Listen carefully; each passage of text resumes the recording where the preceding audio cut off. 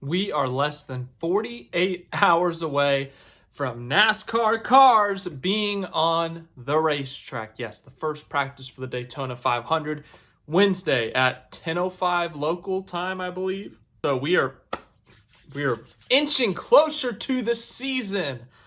But before that, today, the first day of race week at Daytona, some interesting news dropped. An interview with Steve Phelps, NASCAR's president, by Adam Stern, and well, he had some interesting comments. So let's talk about it because there's a lot to unpack here. There really is. But Adam Stern tweeted out this morning that Steve Phelps says that NASCAR, privately owned by the France family since 1948, could sell an equity stake of the company for the first time in its history in the coming years, and that he thinks the sport needs to pick up the pace on global expansion. So yeah, there's the interview itself, really good interview, but there's just a lot of information to unpack in it. So I kind of put it in bullet points here, and we're going to talk about each one of those things that are discussed in terms of NASCAR going international. What does that mean that they're selling some stake of NASCAR, or could potentially? It's not a drawn conclusion. And then just some of the other topics he touched on. So Steve Phelps talked about wanting to explore changes in NASCAR. Now, this doesn't mean flipping the cars around and we're turning right instead of left now.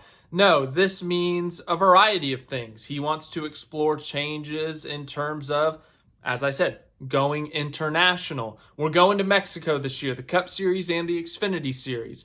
NASCAR has a variety of international series, including the Mexico Series, which will be racing that same weekend at Autodromo Hermanos Rodriguez. So that's one of the series. They have a European series, a Brazilian series. They have multiple series across the world that they have. He talks about some of the marketing NASCAR has done recently, or some of the changes that they have made. Remember the Monster Energy NASCAR Cup Series, the NASCAR Sprint Cup Series, the NASCAR Winston Cup Series?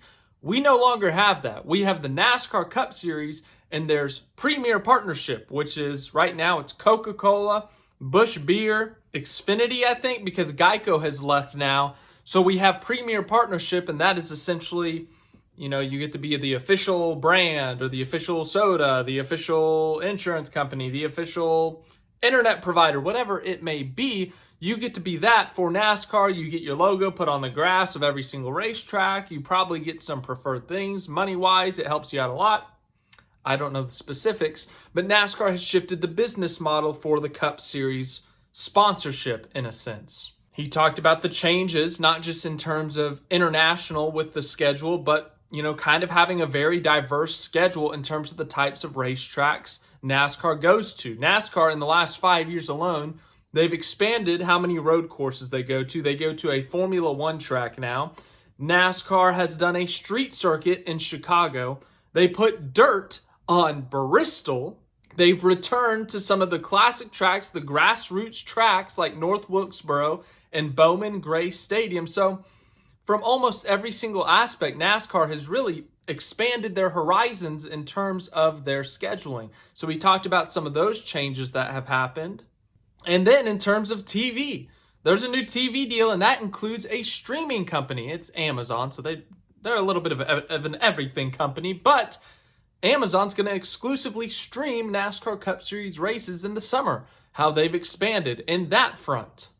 And then also NASCAR in the last, I feel like it's been the last year, maybe 2 or 3, but they have a bunch of licensing deals that allow some of these apparel companies, these clothing companies, to use their logos, to use their products or whatever it may be to essentially promote them and go sell like a hat like this, you know, the 45 or the Echo Park Texas Grand Prix at COTA, you know, things like that.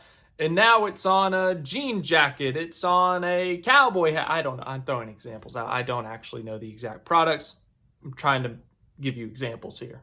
So he's talked about wanting to explore changes on top of the changes that they have already made. One of those changes could be going international even further. As I said earlier, we're going to Mexico this year. The NASCAR Cup Series and Xfinity Series will race in Mexico, But what about other international events, whether it's an exhibition or a points race? Well, NASCAR has held talks with Canada before at the Circuit Gilles Villeneuve, and obviously that fell through in terms of the Cup Series. They've run the Xfinity Series there before. It had to have been 15 years ago now. But NASCAR has had some experience in the past, but they're seeming to transition back to going to other countries, and it's not going to take over the schedule. We're not going to see 10 international races a year, but we might see one every year if it's a rotating thing. What if this year we go to Mexico, next year we go to Canada?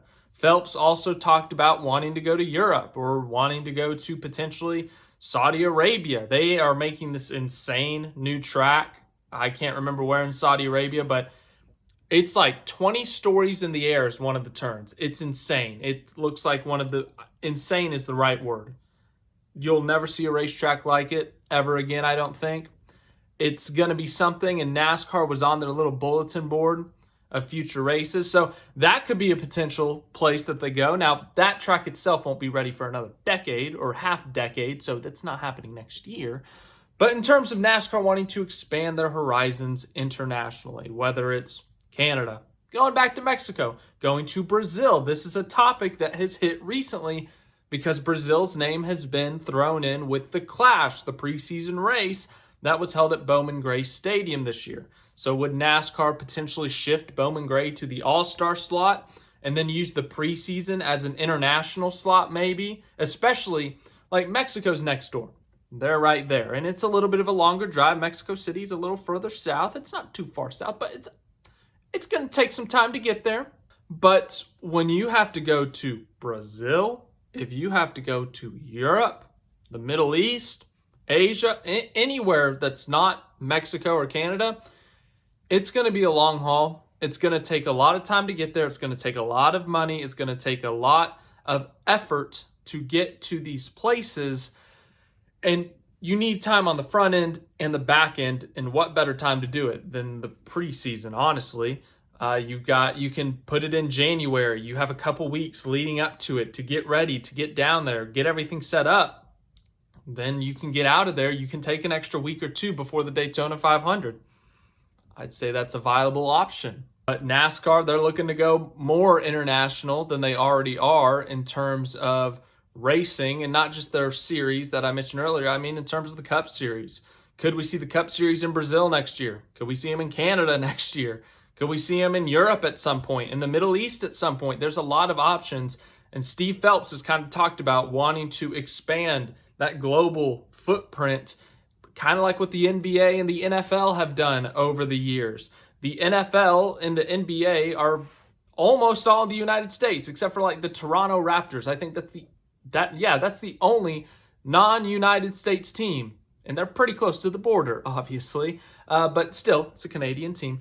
But not NASCAR, the NBA and the NFL have both expanded internationally, not in terms of teams. We don't have a London-based team or anything, but the NFL goes to London every year.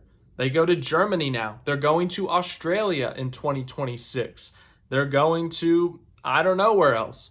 So NASCAR, while they're not going to shift their full schedule and full focus on an international race, maybe they do a one-off race every single year, going to Brazil, going to London, going to Europe. There's a lot of great racetracks in Europe. Not necessarily the football stadium idea, but there's a lot of great road courses in Europe that I'd like to think that NASCAR could actually use, and also that they could put some good racing on. So I think that would be a fun idea. And then, of course, NASCAR went to Japan. What's it been? Almost 30 years since they did those exhibition races there. So there's a lot of open opportunities, if you ask me, for NASCAR to go international. I think it's a great idea. Once again, I don't think they're going to go full-blown. We're doing 5 international races a year. We're going to just completely, these teams are going to be so done with it by the halfway point because we went to Japan in week 4. And then by week 12, we went to Europe and everyone's just tired at this point. No, but I could see one international race a year and they kind of rotate it, whether it's Brazil, Japan, Germany, Saudi Arabia, you name it. Who knows where we could go? And then this next one, NASCAR selling. What? How could this be? The France family, They have owned NASCAR since the birth of NASCAR, if you want to call it that, the inception of NASCAR. But since the beginning, it's been owned by the France family. Bill France Sr. founded NASCAR, then it went to Bill Jr., then it went to Brian, and then it went to Jim. That is essentially the summary of the ownership, or the leadership, I should say. Well, there was a report in 2018 from Reuters that said, hey, NASCAR, they have hired, I think it was, what does it say here, Goldman Sachs, to explore a sale in the company, a sale in NASCAR. Ultimately, nothing happened. Here we are 7 years later, and NASCAR still fully owned by the France family. But also, here we are right now in 2025, and Steve Phelps has said openly, the president of NASCAR, now obviously not in the France family, but Steve Phelps, president of NASCAR, he has said in the public now, NASCAR is looking at potentially selling some of its equity stake. Now, I want to make this clear first. This does not mean a full-blown sale. They're not going to just completely give up the sport. Like, they're not going to say, hey, highest bidder gets to run NASCAR. You know, line up. Let's see the checkbooks. Let's see how big these numbers are going to be. No. The trend right now, and this article discusses it, is private equity groups, private equity firms, whatever you want to call it, have really, I don't want to say they haven't taken over the sports world, but they have really increased their influence in the sports world in terms of their investments. They will invest in a team, they will invest in a league, and they get a ownership stake, equity stake in said sport or said team. And so now they're, one, listed as an owner, but two, they kind of get to invest, and they bring along some funding, some sponsorship, whatever it may be, some people to help run the sport or help better improve certain areas. Well, we have seen this in NASCAR as well, where private equity groups or hedge funds, whatever you want to call it, they have bought a minority stake in a NASCAR Cup Series team. For example, Joe Gibbs Racing recently, Harris and something group, they bought a minority stake in Joe Gibbs Racing, and in exchange, Joe Gibbs got a minority owner stake in the Washington Commanders, the Buffalo Sabres, and like the Philadelphia 76ers or something. So deals can be reached like that, but that group is now helping run Joe Gibbs Racing. They are helping invest and market through Joe Gibbs Racing. We've also seen it with RFK Racing. We've seen it with Trackhouse. We've seen it with, most recently, Legacy Motor Club. They announced just a couple weeks ago that it was like Nighthead or something has invested in the team, and now Jimmy Johnson is the majority owner because they bought out, this Nighthead group bought out, I think it was Maury Gallagher's majority stake. So while these groups are not becoming necessarily the majority owners of these teams, they're not becoming the sole owners of these teams, they are becoming an impactful part of the team in terms of, one, they now own a stake in the team, so they get a say, I would assume, but also they get to market within the team. They get to help influence the team in different areas, whether that's marketing, whether that's helping bring people in, whether it's just employees or whether it's, sponsorship. It can be a big help, and it seems like that's what NASCAR is doing here. They would not sell to Elon Musk or something who has billions of dollars just to throw away, and he can run NASCAR just for the fun of it. They would probably, if I had to guess, they would sell a minority stake, and they would not sell a ton to where they can get overthrown or anything, which I don't even know how that would work. But they would sell a little bit to an investment group, an investment firm. I think they called it a PE in the article, a private equity, that would essentially take over a minority stake and kind of like the Joe Gibbs Racing thing, help them market, help them expand, grow in different ways outside of just, the cars on the track, the teams, the technical stuff, because NASCAR is a major corporation. There's more than just the cars on track making circles every week. You gotta transport the cars to the track. You've gotta get people to the track. You got to market the events. You have to represent people. There's so many different aspects as to why you could need something like this, and it could potentially take some stress off of NASCAR. Now, will it actually happen? I don't know. It's just interest right now. They're just interested, or they could potentially sell an equity stake in NASCAR, and it could be one of these groups. So it's not confirmed, but the fact that it's out there, the fact that Steve Phelps said something publicly, it's kind of a big deal that NASCAR's saying it out loud, if you ask me. So, and then the next thing, is this a factor of the lawsuit? I don't know. I don't know anything about law. I don't know the ins and outs of business. So I'd get confused at some point if I read too much into it. I'm probably already confused and I just don't know it yet. But could this be like NASCAR seeing the way the lawsuit's going with 2311 and FRM, and they're saying, hey, we might need to do this to cover ourselves? I don't know. Once again, I could be overthinking, but it's all about opportunity. When the opportunity presents itself, it has obviously since 1948, when NASCAR was invented, incepted, born, built, whatever other words you want to use. Since that date, the France family has had full control over NASCAR. Sure, they've hired people to be the president, CEO, or COO, or whatever it may be, director of competition, but the France family has owned NASCAR since the 40s. And really, in my lifetime, I haven't seen anyone come close to running or getting a chance to do something that high up in NASCAR. So this is a really big deal that NASCAR could potentially be, hey, selling a stake in the company. And sure, it might not be a majority stake, but any stake is kind of a big deal at this point in time. We've never seen anything like this. It's kind of crazy. But if the opportunity presents itself as the France family in the year 2025, they see an opportunity that they can't turn down, an offer they can't refuse, they might just take it. They might sell 10%, 8%, 13%. I don't know what the actual number would be, but you never know. And then as for the last thing on here, we talked about the schedule diversity in terms of what NASCAR has done over the years. Well, the Chicago street course, this could be the last year. In this article, it's talked about where potential street course ideas could be in the future. New York City was discussed, San Diego, Denver, Seattle. So, hey, I'm happy with NASCAR expanding.